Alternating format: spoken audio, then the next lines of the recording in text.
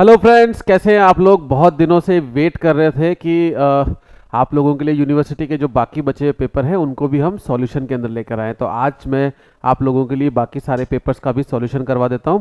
5 paper का solution हम लोग पहले कर चुके हैं, बचे हुए 5 पेपर हैं जिनका सॉल्यूशन भी हम लोग आज कर लेंगे। तो आप सब लोग जुड़े रहिए हमारे चैनल के साथ में और ऐप के साथ में। ये पेपर आपको ऐप पर ही अवेलेबल रहेंगे। तो जो बच्चे जिनके पास में ऐप का वर्जन है वो आज से देख सकते हैं इसको, ठीक है। क्योंकि एग्ज़ाम नज़दीक है और मैंने पहले भी कहा था कि ये जितने भी पेपर हैं ये सारे बहुत इंपॉर्टेंट हैं आप लोगों के लिए। लगभग यहाँ से हमेशा मैं आपको एक बात कहता हूँ ना कि 60% रिपीटेशन आ जाएगा। तो भाई 60% रिपीटेशन यहाँ से आ ही जाएगा। ये मान लीजिए कि 60% रिपीटेशन आ रहा है, ठीक है। आगे बढ़ते हैं और आज हम शुरू करेंगे एलपीएम को। सबसे पहले एलपीएम खत्म करते हैं। फर्स्ट ईयर का पेपर है। हालांकि हमने सेकंड ईयर के सारे सब्जेक्ट कवर कर लिए थे, एक न्यूट्रिशन रह गया था। इसके अलावा हमने फर्स्ट ईयर में फिजियोलॉजी कवर कर ली थी। तो न्यूट्रिशन को भी आज पूरा कर लेंगे, सेकंड ईयर कंप्लीट हो जाएगा। फर्स्ट ईयर के अंदर हमारे पास में एक्सटेंशन रह गया है, फिजियोलॉजी रह गया है, फिजियोलॉजी तो हो चुका है, एक्सटेंशन रह चुका है, एलपीएम रह चुका है, एनाटॉमी और जेनेटिक्स, ठीक है। तो कुल तरह के 5 पेपर हैं। अब आते हैं 2010 के अंदर आपके अधीनस्थ बोर्ड यूनिवर्सिटी ने एक प्रश्न पूछा गया था और इन सारे प्रश्नों को हम लिख लिया। यहाँ पे पीडीएफ भी आप लोगों को कोशिश करूंगा कि अवेलेबल हो जाए तो ज़्यादा अच्छी बात है, उसमें से आप लोग कर लेंगे। तो सब लोग ठीक है, रेडी हो। पहली बात तो जो आपको प्रश्न आपके पास में यूनिवर्सिटी के पेपर है उसमें ऐड कर लीजिए। पेपर नहीं है तो इसको लिख लो। मान लो बात अच्छी तरीके से कि एग्जाम में रिपीटेशंस काफ़ी आएंगे यहाँ से।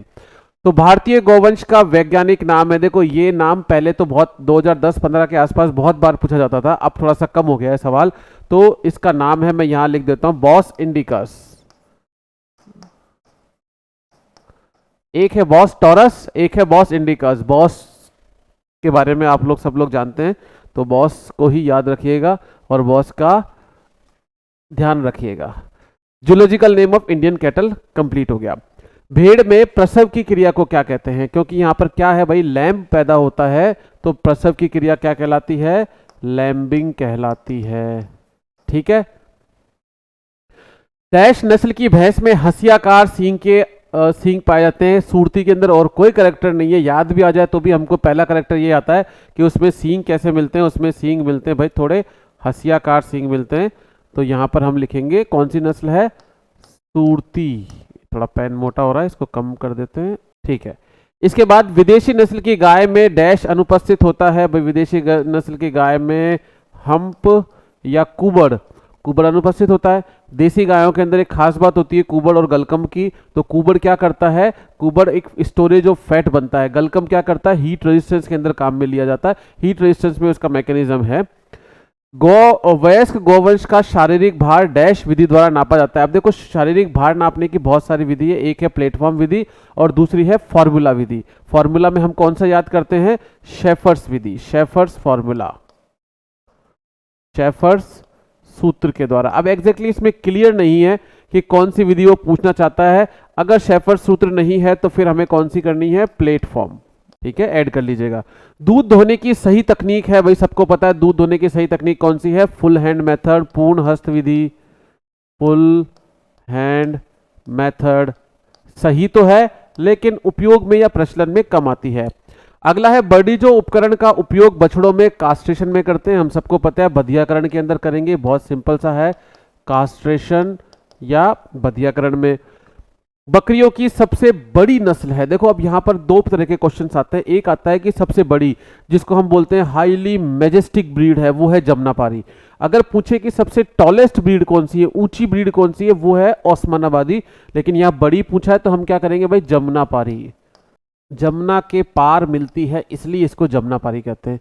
जमुना कौन सी? यमुना नदी। यमुना नदी मतलब आगरा इटावा का जो बेल्ट है वहां पर, यूपी के अंदर, यूपी ओरिजिनल ब्रीड है ये। घोड़े की प्यूबर्टी एज क्या होती है हॉर्स के अंदर? तो भाई हॉर्स की प्यूबर्टी एज 18 से 24 महीने, कई जगह 22 से 24 भी लिखा रहेगा, पर एक रेंज लेके चलनी है अपने को। 18 से 24 माह होती है इसकी प्यूबर्टी एज। सींग रोधन की उपयुक्त उम्र कौन सी है? सींग रोधन तो नहीं होना चाहिए, यहाँ पे डी हॉर्निंग शब्द गलत लिखा है, डिसबडिंग आना चाहिए। डिसबडिंग की बेस्ट एज है 10 दिन। अब आपसे पूछे हफ्ते में तो 1 से 2 हफ्ते के बीच में, ठीक है। और 1 और 2 दोनों हफ्ते लिखा रहे तो फर्स्ट वीक करके आ जाइएगा। 2 हफ्ते 15 दिन हो जाते हैं, 10 दिन इसकी बेस्ट एज रहती है। तो इस तरह से ये पेपर 2010 का कंप्लीट होता है, इसको नोट डाउन कर लीजिएगा। चलिए अब हम बात करते हैं सेकंड पेपर की, जो कि 2011 में हुआ था। इसको भी हम लोग फटाफट कंप्लीट करते हैं। प्रसव के पश्चात स्तन ग्रंथियों से निकलने वाला प्रथम स्राव क्या कहलाता है भाई? खीस कहलाता है, या इसको इंग्लिश में हम कहते हैं कोलेस्ट्रम। दूसरा है बधियाकरण डैश उपकरण से करते हैं? बर्डी जो सबको पता है। बर्डी जो भी 2 प्रकार के आते हैं, एक बेबी बर्डी जो और एक लार्ज बर्डी जो। बेबी बर्डी जो की साइज 9 इंच की रहती है और लार्ज की रहती है 19 इंच की। तीसरा है दोहन क्रिया कितने मिनट में पूरी कर लेनी चाहिए भाई? 5 से 7 मिनट में पूरी कर लेनी चाहिए। क्यों कर लेनी चाहिए? क्योंकि इस समय ऑक्सीटोसिन का प्रभाव रहता है। ऑक्सीटोसिन की हाफ लाइफ कितनी है? ऑक्सीटोसिन की हाफ लाइफ है 3 मिनट। ठीक है, 2 से 3 या 3 से 5 लिखा रहता है, आप 3 मिनट पकड़ के चलिए, उसकी हाफ लाइफ 3 मिनट है। बकरी का गर्भकाल, गर्भकाल कितने दिन का होता है भाई? 150 प्लस माइनस 5 डेज। ठीक है, 155 दिन तक होता है बकरी का, तो 150 प्लस माइनस 5 डेज रहेगा। वयस्क नर भेड़ को क्या कहते हैं? वयस्क नर भेड़ को रैम कहा जाता है। ठीक है, बकरियों की सबसे बड़ी नस्ल, इसलिए पहले वाले पेपर में बताया था मैंने आपको, सबसे बड़ी पूछ रहे हैं तो कौन सी आएगी? जमुनापारी। इसके बाद आती है घोड़ी में योनावरम की उम्र कितने माह होती है? 18 से 24 माह। फिर इन्होंने एक क्वेश्चन और डाला है, और घोड़ी का मध्यकाल, मध्यकाल रहता है 5 से 8 दिन या 7 दिन भी आप कर सकते हो, कोई दिक्कत नहीं। 4 से 7 या 5 से 8 दिन का एक एवरेज रहता है, दोनों ही ठीक है। सींग रोदन की, अच्छा इसमें मध्यकाल पूछा है, ठीक है, मध्य चक्र नहीं पूछा है। मध्यकाल इतने ही दिन का आता है, मध्य चक्र पूछते तो हम लिखते भाई 21 दिन का मध्य चक्र होता है। सींग रोदन की उपयुक्त उम्र कौन सी है भाई? 10 दिन। अभी तो हमने किया ही था थोड़ी देर पहले। राठी नस्ल का उद्गम स्थल, राठी का है उत्तरी राजस्थान के हनुमानगढ़ व गंगानगर। अच्छा, कुछ जगह आपको रट क्षेत्र अलवर भी दिखा रखा होगा इन्होंने, लेकिन वो नहीं है, उसको आपको नहीं करना, हनुमानगढ़ गंगानगर ही करना है। पशुओं की आवास व्यवस्था कैसी होती है? एक तो बंद होती है और एक होती है खुली आवास व्यवस्था। ठीक है, बंद आवास व्यवस्था को हम परंपरागत या एक्सटेंशन भी कहते हैं, जिसके बारे में मैंने आपको बता रखा है, वीडियोस में भी डाल रखा है। तो इस तरह से ये क्वेश्चन हमारा पूरा होता है, 2011 भी कंप्लीट होता है। आगे बढ़े, 2012 के अंदर कौन कौन से प्रश्न आए, थोड़ा सा इसको मैं बड़ा कर लेता हूं। एक प्रश्न जो मुझे लग रहा है थोड़ा सा इन्होंने शायद इस प्रश्न को पूछने में गड़बड़ करी है। क्या गड़बड़ करी है? इस प्रश्न की भाषा आप पढ़िए। गाय के एक बुल रिंग डालते हैं एवं इसके पश्चात 2 या 3 रिंग इसके साथ जोड़ते हैं। तो अब ये यहां पर पूछना क्या चाहता है? गाय के, कौन सी गाय के लिए? अब इंग्लिश में पढ़ो तो देखो, एक क्रेडल और bull ring is pure in cow and then 2-3, तो इन नोज ऑफ काउ, गाय के नाक के नेजल सेप्टम में।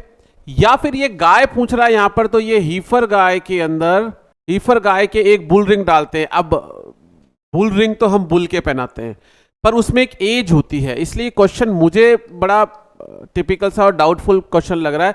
बुल रिंग की एज आप सबको पता है क्या है भाई? 1 साल। और 1 साल या उससे अधिक की जो गाय होती है उसको हम कहते हैं हीफर। ठीक है, तो अब यहां पर ये गाय का बारे में पूछना चाहता है, या ये बुल रोज रिंग कहां लगती है उसके बारे में पूछना चाहता है, या ये पूछना चाहता है कि बुल रोज रिंग किस मेटल की बनी होती है? क्योंकि अगर मेटल का पूछ रहा होता तो बात अलग थी, या मेटल का तो पूछ नहीं रहा। अ क्रडल और bull ring is pure in dash cow and then 2-3 rings are attach. तो इन का मतलब है कि कहां लगेगा वो, तो कहां लगेगा? नेजल सेप्टम के अंदर लगती है ये। नेक्स्ट आता है कि कमी से यकृत में नेक्रोसिस उत्पन्न हो जाता है, डिफिशियंसी ऑफ विटामिन के। ठीक है, इसमें कर लीजिएगा, विटामिन के की कमी से लीवर नेक्रोसिस हो जाता है। डैश बीमारी में मृत पशु को चूने के साथ गड्ढे में डालना चाहिए? वैसे तो सब में डालना चाहिए, बट इसमें हमें क्या करना भाई? एंथ्रेक्स के अंदर। ठीक है, एंथ्रेक्स में चूने के साथ में हमें डालना चाहिए। अमृत महल गाय की नस्ल में डैश एवं कुबड़ होता है। Amrit Mahal breed of cattle है वेल डेवलप्ड डैश एंड हम, तो क्या है वेल डेवलप्ड? ड्यूलैप। अगर इसका गलकंब देखेंगे हम तो वो भी अच्छा डेवलप होता है और सींग भी डेवलप है। भेड़ घास की खाने में सक्षम है। भेड़ क्या करती है भाई? ग्रेजिंग करती है, तो ये जड़ों को, रूट को खा जाती है और बिल्कुल जमीन से सट कर ग्रेजिंग करती है। एक दिन के चूजे को डैश फ़ारेनहाइट पर रखते हैं, तो शुरुआत में हम ब्रूडिंग टेम्परेचर कितना रखते हैं भाई? 95 डिग्री फ़ारेनहाइट का ब्रूडिंग टेम्परेचर रखता है। पूंछ के विच्छेदन को कहते हैं, पूंछ के विच्छेदन को हम कहते हैं डॉकिंग। बछड़े को जन्म के पश्चात प्रथम 4 दिन तक प्रचुर मात्रा में क्या देना चाहिए? खीस देनी चाहिए, क्योंकि जन्म के 4 दिन तक 5 दिन तक जो लैक्टिल क्षरण होता है उसको हम कोलेस्ट्रम या खीस कहते हैं। अंडों का चूजों को काम में लेने हेतु डैश सेंटीग्रेड पर संरक्षित करते हैं। अगर हमें चूजों को अंडों को संरक्षित करना है तो 10 से 13 डिग्री सेंटीग्रेड पर हम उसे 1 से 2 हफ्ते तक आराम से संरक्षित कर सकते हैं। CIRB central institute of research on buffalo, तो बफेलो का रिसर्च सेंटर कहां पर है? हिसार, हरियाणा में। ठीक है, CIRB ध्यान रखिएगा। अब आते हैं 2014 के प्रश्न पत्र पर। 2013 का प्रश्न पत्र शायद मिस हो रहा है, 2013 का प्रश्न पत्र, लेकिन बीच में कहीं आ जाएगा, कोई दिक्कत नहीं, नहीं आएगा तो वापस से कराऊंगा मैं आपको।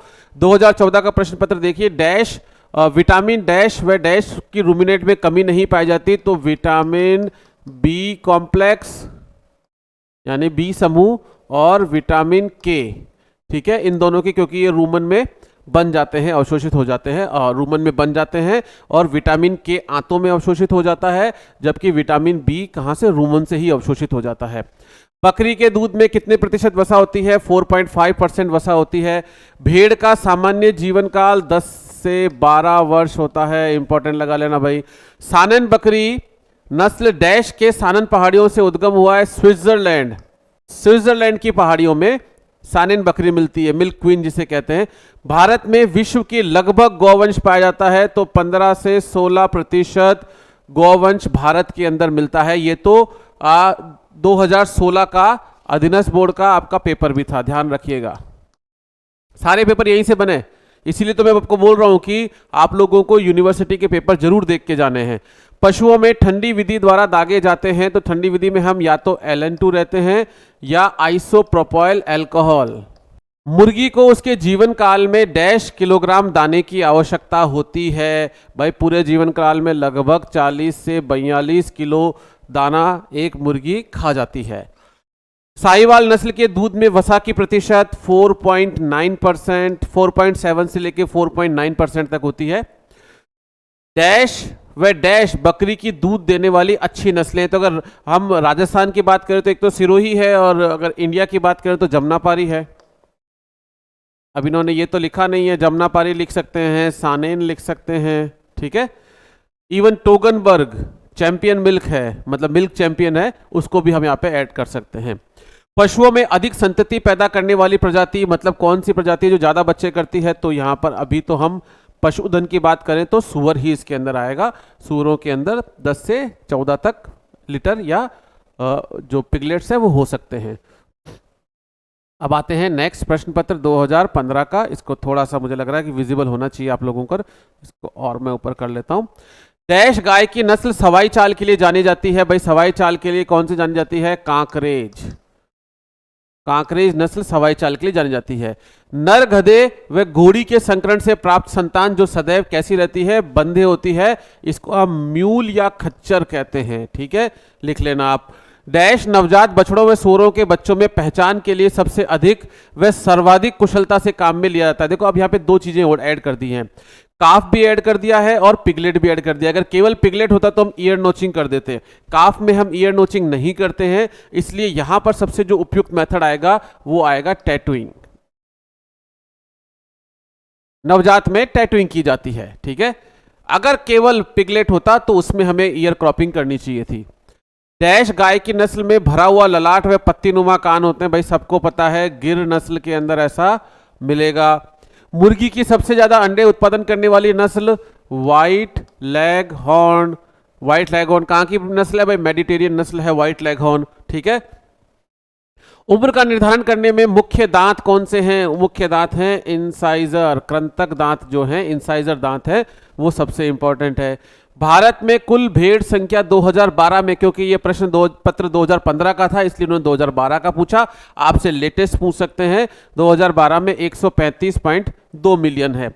वयस्क मुर्गी को गर्मी में प्रतिदिन पूरे जीवन काल में नहीं, प्रतिदिन कितने ग्राम दाने की आवश्यकता होती है? तो 100 से 120 ग्राम दाने की आवश्यकता प्रतिदिन पड़ती है। राजस्थान का ऊन उत्पादन में भारत में भाई प्रथम स्थान है, लगभग कितना परसेंट, 35 से 36%, 37% तक अकेला कंट्रीब्यूशन राजस्थान करता है। गाय के शरीर का सामान्य तापमान भाई याद कर लेना 101.5 डिग्री फ़ारेनहाइट सामान्य तापमान, पल्स रेट, श्वसन दर। एक प्रश्न पक्का आने वाला है यहां से। आगे बढ़े, 2016 का प्रश्न पत्र, इसको थोड़ा मैं जूम कर लेता हूं और इसको साइड में लेकर, ठीक है, यहां से। भेड़ का वैज्ञानिक नाम है, मेरे हिसाब से आपको ये विजिबल हो रहा होगा, दिख रहा होगा। अगर आप लोगों को इसमें प्रॉब्लम है तो आप लोग इसको एक बार अपने कॉपी में लिख लेना, क्योंकि जैसा मेरे को मिला मैंने इसको स्कैन करके इसको आप लोगों के सामने लेकर आया हूं। पीडीएफ भी कोशिश करूंगा कि जल्दी आपको इसकी भेज दूंगा मैं। वैज्ञानिक नाम है ओविस एरिस। घोड़ों का समूह कहलाता है, घोड़ों के समूह को हम क्या कहते हैं, पैक कहते हैं, ठीक है। बकरी के मांस को कहते हैं चिवॉन। यही प्रश्न आएंगे बच्चों, ध्यान रखना। चलिए नेक्स्ट चलते हैं। भेड़ की नस्ल जो अपने मुड़े हुए सींग के कारण प्रसिद्ध है, मुर्रा। जलेबीकार, कुंडलीकार सींग जो होते हैं वो मुर्रा के अंदर मिलते हैं। Normal respiration rate of poultry, poultry के अंदर रेस्पिरेशन की सामान्य दर कितनी है भाई, 15 से 30 पर मिनट होती है पोल्ट्री के अंदर। हम मुर्गियों की बात कर रहे हैं यहां पर। ये क्वेश्चन बहुत इंपॉर्टेंट है। गाय को पीने के लिए कितने पानी की आवश्यकता होती है? देखो, गाय को हम पीने के लिए दो तरीके देते हैं। अगर वो गाय दूध नहीं दे रही है तो 27-28 लीटर, और अगर वो गाय दूध दे रही है तो लगभग 35 से 40 लीटर के आसपास औसत रहता है। तो आपको क्या करना है यहाँ पर 35 से 40 लीटर वाला ही रेशो रखना है, क्योंकि ना तो उन्होंने ये मेंशन किया कि गाय दूध दे रही है, ना ये मेंशन किया कि गाय दूध नहीं दे रही है। इसलिए हम ये मानेंगे कि गाय दूध दे रही है और लगभग 35 से लेकर 40 लीटर तक उसको चाहिए। घोड़ी के गर्भावस्था की औसत अवधि भाई 340 दिन, यानी 11 महीने 11 दिन। सामान्य तौर पर नवजात पशु जन्म लेने के लगभग डैश समय में खड़ा हो जाता है, तो ये भाई 15 से 20 मिनट के अंदर, 10 से 15 भी मान सकते हो, 15 से 20 भी मान सकते हो, 15 से 20 मिनट के अंदर ये खड़ा हो जाता है। औसतन एक दिन में 100, देखो यहां पर आपको ध्यान रखना होगा, एक दिन में 100 कुक्कुटों को यानी मुर्गियों को कितने लीटर पानी चाहिए। बड़ा घुमा के दिया हुआ है क्वेश्चन। अगर हम देखें तो औसतन 250 ml चाहिए हमको पर बर्ड, और 250 इंटू अब हमको कितने चाहिए 100 के लिए, तो कितना हो गया भाई 25,000 ml। इसको हमने काउंट करा तो 25 लीटर। आंसर जाएगा इसका कितना, 25 लीटर। बहुत अच्छा क्वेश्चन है। भेड़ में समागम की क्रिया कहलाती है, act of mating in sheep is known as tupping. आगे बढ़ते हैं, 2017 वाले पेपर पे आ जाते हैं, फटाफट इसको कंप्लीट करते हैं। बकरी में सामान्य गुदा तापमान होता है। देखो, बकरी के अंदर सभी एनिमल, अगर हम डोमेस्टिक एनिमल की बात करें तो सबसे ज्यादा होता है, उसके बाद डॉग में होता है। बकरी का है 102.3 डिग्री फ़ारेनहाइट। डॉग का कितना है 102.2। लेकिन कभी कभी कुछ बुक्स आपको इसको 103 भी लिख के देगी, तो आप ठीक है उसको भी कर सकते हो, कोई दिक्कत नहीं। एग्जैक्ट पूछे तो 102.3 डिग्री फ़ारेनहाइट होता है। भेड़ में सामान्य पल्स रेट, भाई सामान्य पल्स रेट भेड़ के अंदर 70 से 80, वही बकरी बराबर ही होती है, 70 से 80 होती है। भेड़ में संभोग की क्रिया, इससे पहले भी आया था, एक्ट ऑफ मेटिंग क्या है भाई, टपिंग। नेक्स्ट है मस्कावी बतख। इसको इंपॉर्टेंट लगा लेना भाई, ये अलग से क्वेश्चन और पहली बार एक ही बार आया है। देखो, बतख के अंदर, डक के अंदर जो इंक्यूबेशन पीरियड होता है वो होता है 28 दिन का। केवल एक मस्कावी बतख है जिसके अंदर इंक्यूबेशन पीरियड 35 दिन का। इंक्यूबेशन पीरियड का मतलब अंडा सहने का जो समय या काल होता है उसको हम इंक्यूबेशन पीरियड कहते हैं, वो लगभग 35 दिन का होता है। टर्की का नवजात क्या कहलाता है? टर्की का नवजात होता है पाउल्ट, POULT, पोल्ट्री नहीं, पाउल्ट। देखो, टर्की पर 2 क्वेश्चन और 1 क्वेश्चन बतख पर आ गया। ये इंपॉर्टेंट क्वेश्चन है, ये पहले कभी आए नहीं है, इसलिए ध्यान रखना। टर्की का वैज्ञानिक नाम क्या है? मिलियाग्रिस गैलापावा, ठीक है। तो मिलियाग्रिस जो गैलापावा है वो टर्की का जूलॉजिकल नेम है। नर सुअर जिसका बधियाकरण यौन परिपक्वता से पहले कर दिया गया हो वो कहलाता है बरो, और अगर परिपक्वता के बाद करते हैं तो उसे हॉग या स्टैग कहते हैं। तो ये क्वेश्चन भी इंपॉर्टेंट है। एक बंद बाड़े में वयस्क बैल को कितनी जगह की आवश्यकता होती है? भाई वयस्क बैल को 12 मीटर स्क्वायर बंद बाड़े में। ओपन में इसके 2 ऑप्शन है, 24 भी ठीक है बुक्स में लिखा हुआ है, और 120 भी कई जगह उन्होंने मेंशन गलत लिख दिया, 120 मीटर स्क्वायर भी, पर हमें तो बंद बाड़े का पूछा है तो 12 मीटर।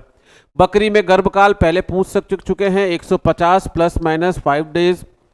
औसतन एक दिन में एक गाय को डैश लीटर पानी की आवश्यकता होती है, तो अब हम यही चलेंगे, 35 से 40 लीटर पानी की आवश्यकता होती है। ठीक है, नेक्स्ट आगे बढ़ते हैं। 2018 का प्रश्न, इसको भी थोड़ा सा मैं एनलार्ज कर लेता हूं ताकि आप लोगों को रिटर्न में देखने में कोई प्रॉब्लम ना आए। Rearing of improve breed live stock is dash in various ways. उन्नत नस्ल का पशुपालन कई प्रकार से। अब ऐसे क्वेश्चन के अंदर कोई जवाब है नहीं, ठीक है, लाभदायक है या उन्नत, ये पूछना क्या चाह रहे हैं एग्जैक्टली वो पता ही नहीं है, तो इस क्वेश्चन को भी आप एक्सक्लूड कर दीजिए कि बेनिफिशियल होता है वेरियस वे के अंदर। वर्षा काल में पशु आवास में डैश का विशेष ध्यान रखना चाहिए, तो वर्षा काल में एक तो आर्द्रता, दूसरा बाह्य परजीवी का विशेष तौर पर ध्यान रखना चाहिए। ठीक है, बकरी के नवजात को अंग्रेजी में कहते हैं, बकरी के नवजात को किड कहते हैं। ऊंट एक रुमंती है, आभासी या सूडो रुमंथी।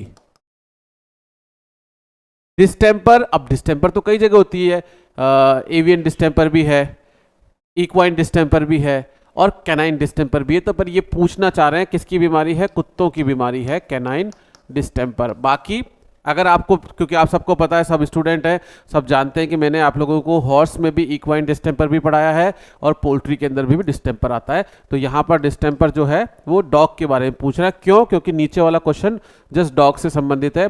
रेबीज रोग डैश द्वारा फैलाया जाता है, किसके द्वारा भाई, पागल या रैबिड कुत्ते के द्वारा। और भी ज़्यादा पूछे तो लार के द्वारा, जो पागल कुत्ता होता है उसकी लार में। और ज़्यादा पूछे तो ये वायरस के द्वारा है। कौन सा वायरस है भाई, रैप्डो वायरस या लाइसा वायरस है। गाय में प्रसव से डैश दिन पहले दूध बंद कर देना चाहिए भाई, 60 से 90 दिन। लास्ट ट्राइमेस्टर के अंदर हमें वो ड्राई पीरियड काउंट करना है, लास्ट ट्राइमेस्टर में बंद कर देना है ताकि कैल्सिफिकेशन या ऑसिफिकेशन हो सके फीटस की हड्डियों का। प्रसव के बाद गाय का प्रथम दूध कहलाता है भाई, खीस कहलाता है। औसत लंबाई के थनों की गाय, देखो औसत लंबाई का मतलब होता है जिसके थन छोटे हों, ये थनों की गाय का दूध किस विधि से करेंगे, चुटकी विधि या स्ट्रिपिंग, चुटकी विधि या स्ट्रिपिंग मेथड से। भेड़ों में गॉल ब्लैडर होता है, भेड़ों में गॉल ब्लैडर भाई उपस्थित होता है, प्रेजेंट होता है। ठीक है, भेड़ों में गॉल ब्लैडर प्रेजेंट होता है। नेक्स्ट आ रहे हैं 2019 में, थोड़ा सा इसको भी एनलार्ज कर लेते हैं। ठीक है, ये प्रश्न भी मुझे इंपॉर्टेंट के श्रेणी में लग रहा है, इसको भी लगाइएगा। डीप लीटर पद्धति में बिछावन की मोटाई डैश इंच में होनी चाहिए। देखो शुरुआती जो मोटाई है वो 6 इंच और अधिकतम 12 इंच तक, 6 से लेके जानी है 12 इंच तक और 12 इंच के बाद में उसको हटा देनी है, या 1 साल के अंदर 12 इंच से ऊपर नहीं होनी चाहिए। घोड़ी में ब्यात की प्रक्रिया, एक्ट ऑफ पार्चुरेशन क्या कहलाता है, घोड़ी में फॉलिंग, क्योंकि उसके फॉल होता है इसलिए उसको हम फॉलिंग कहते हैं। Heaviest Indian breed of cattle, भारतीय गायों में सबसे भारी नस्ल कौन सी है भाई, कांकरेज। एकल कुबड़ ऊंट का वैज्ञानिक, हमारे यहाँ पे एकल कुबड़ मिलता है तो हमने कहा था हमारे यहाँ पे बैक्टीरिया नहीं मिलते हैं, एक याद करने का तरीका बताया था, तो कैमेलस ड्रोमेडेरियस, कैमेलस ड्रोमेडेरियस। भेड़ के मांस को क्या कहते हैं, मटन कहा जाता है।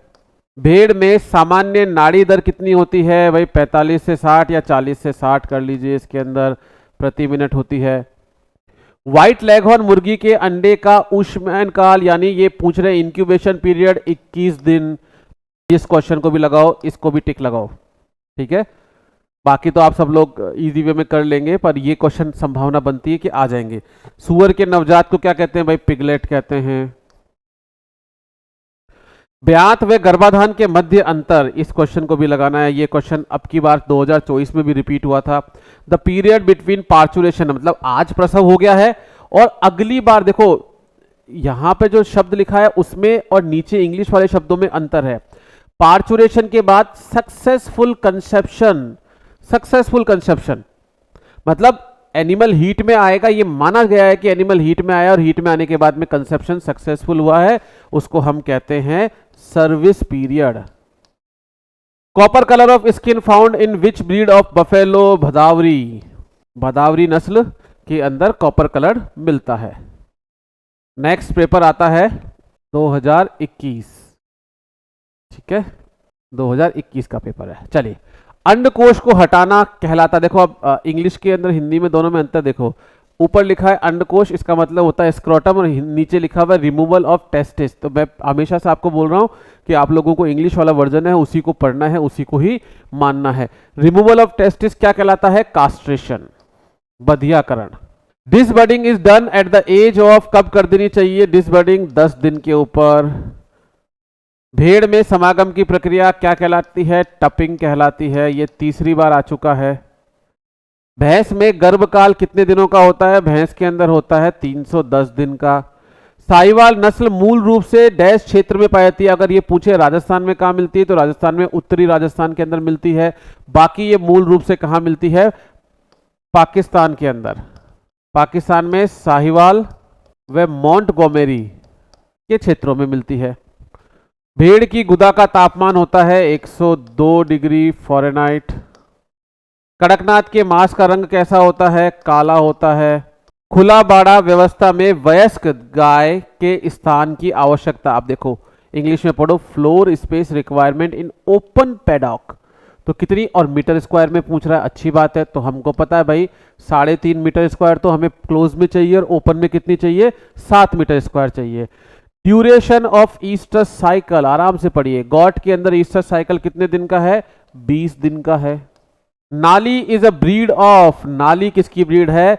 मैं आपको बताऊं, ये प्रश्न आरपीएससी 2011 में वीओ के अंदर आया था क्वेश्चन। तो आप ऐसा मत समझिए कि बहुत इजी है। नाली ब्रीड किसकी है भाई? शीप की ब्रीड है। इसलिए मैं आप लोगों को समझा रहा हूं अच्छी तरीके से कि आप लोग पहले यूनिवर्सिटी के पेपरों पे फोकस करो, इधर उधर अनर्गल चीजों पे मत जाइए। आपके यहाँ पे आपका कॉन्फिडेंस यही क्वेश्चन बढ़ा देंगे। 60% यहीं से आने वाला है। आप आज समझ रहे हैं कि ये इजी है, आपने पढ़ाई करी है इसलिए इजी है। जिन्होंने पढ़ाई नहीं करी है उनके लिए इजी नहीं है ये। ठीक है, अब 2022 वाले प्रश्न पत्र को भी देख लेते हैं, और इसमें भी क्या है। भारत में गाय की सबसे अधिक दूध देने वाली नस्ल, बड़ा कंट्रोवर्शियल क्वेश्चन है। अभी लेटेस्ट परिचर का जब पेपर हुआ था, तो इससे पहले देखो मैं भी साहिवाल ही कराता था, और कई किताबों में साहिवाल का रेफरेंस मिलता है। लेकिन एक किताब है जीसी बनर्जी, जिसके अंदर रेड सिंधी को मान रखा है।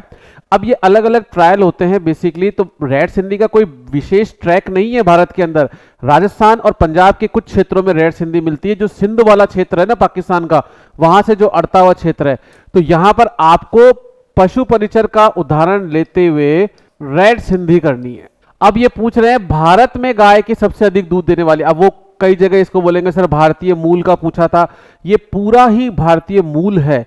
जो सब कॉन्टिनेंट एरिया है, चाहे उसमें पाकिस्तान की नस्लें हो, आप देखेंगे तो थारपारकर भी हमारे यहाँ की नस्ल नहीं है, साहिवाल भी हमारे यहाँ की नस्ल नहीं है, और इवन मतलब अगर आप देखें तो रेड सिंधी भी हमारे यहाँ की नस्ल नहीं है। तो ये सारी नस्लें बेसिकली पाकिस्तान के इलाकों की है। थारपारकर एक जिला है पाकिस्तान के अंदर, तो वो नस्ल भी वहीं की है, राजस्थान की नस्ल नहीं है। तो हमें यहाँ पर देखना है कि अगर भारतीय मूल की पूछेंगे तो रेड सिंधी करके आइएगा, क्योंकि अभी हाल ही में उन्होंने रेड सिंधी को ही माना है। ठीक है, इसके बाद केंद्रीय भेड़ व ऊन अनुसंधान केंद्र CSWRI कहाँ है भाई? अविका नगर, मालपुरा। मालपुरा कहाँ है? टोंक के अंदर। दूध में सबसे अधिक वसा पाए जाने वाली भारत की भैंस की नस्ल के, भारत में कौन सी भैंस की नस्ल है भाई? भदावरी। कितना परसेंट? लगभग 13%। आंख के चारों तरफ हल्के भूरे रंग के धब्बे राजस्थान की कौन सी नस्लें मिलते हैं? चक्री या मगरा, जो बीकानेर के अंदर मिलती है, इसको हम चक्री भी बोलते हैं या मगरा भी बोलते हैं। इंपॉर्टेंट लगा लेना इस क्वेश्चन को भी। पशुओं में सींग रोधन सामान्यतः कौन सा रसायन काम में लेते हैं भाई? KOH सबसे प्रमुख है, नहीं तो हम NaOH भी ले सकते हैं, और सिल्वर नाइट्रेट भी ले सकते हैं। पशु के ब्याने से डैश दिन पूर्व दूध निकालना बंद कर देना चाहिए। तो हमने कहा ना ड्राई पीरियड कब होना चाहिए? 60 से 90 दिन, लास्ट ट्राइमेस्टर के अंदर हमें बंद कर देना है। डीप लीडर पद्धति में, इसको भी टिक लगाना है, पहले भी लगा चुका। मोटाई कितनी होनी चाहिए? 6 से 12 इंच। बकरी के मांस को क्या कहते हैं? चिवॉन कहते हैं। भैंस में गर्भकाल अवधि 310 दिन। एक कुबड़ वाले ऊंट का वैज्ञानिक नाम? कैमेलस, अभी पढ़ा था हमने। ड्रोमेडेरियस। ठीक है, ये पेपर भी कंप्लीट होता है, कोई क्वेश्चन रहा तो नहीं इसके अंदर। अब चलते हैं 2023 के प्रश्न की तरफ। मोस्ट मैजेस्टिक ब्रीड, देखो मैं यही शब्द जब पढ़ाता हूं तो एक शब्द यूज करता हूं, highly majestic, mostly majestic. Majestic का मतलब होता है कि इन्होंने एक तो राजशाही और एक जादुई नस्ल है। ठीक है, कौन सी है भाई जादुई नस्ल? जमुनापारी। इंपॉर्टेंट लगा लेना इस क्वेश्चन को भी। बॉडी टेम्परेचर ऑफ फाउल, ये पूछा गया है प्रश्न 2022 के भर्ती परीक्षा के अंदर भी। तो कितना होता है भाई? 106 से 107 डिग्री फ़ारेनहाइट तक। Copper colour skin is found in breed of buffalo, तांबे के रंग जैसे किसमें मिलती है? भदावरी। ठीक है। एक्ट ऑफ मेटिंग कई बार रिपीट हो गया, ऑलमोस्ट हर पेपर में रिपीट हो रहा है, टपिंग कहलाता है। ये भी प्रश्न आपको बता देता हूं, वीओ 2011 का प्रश्न है, एक्ट ऑफ मेटिंग। चाहे तो प्रश्न पत्र उठा के देख लेना, वहां पर भी पूछा गया है। वीओ 2011 प्रश्न पत्र है ये। The term use for meat of goat, goat के मीट के लिए क्या शब्द यूज करेंगे? Chevon. Average gestation time of cattle, cattle में औसत दिन कितने होते हैं? 280 दिन। Amount of cholesterol fat to the newborn calf, नवजात बछड़े को खिलाए जाने वाले कोलेस्ट्रॉल की मात्रा कितनी होती है? 10% ऑफ बॉडी वेट या शारीरिक भार का 10वां हिस्सा। Dehorning in calf can be done at dash of age, 10 दिन पे कर सकते हैं। Removal of testicle from male animal is known as castration. Zoological name of domestic buffalo, bubalus बुबेलेस।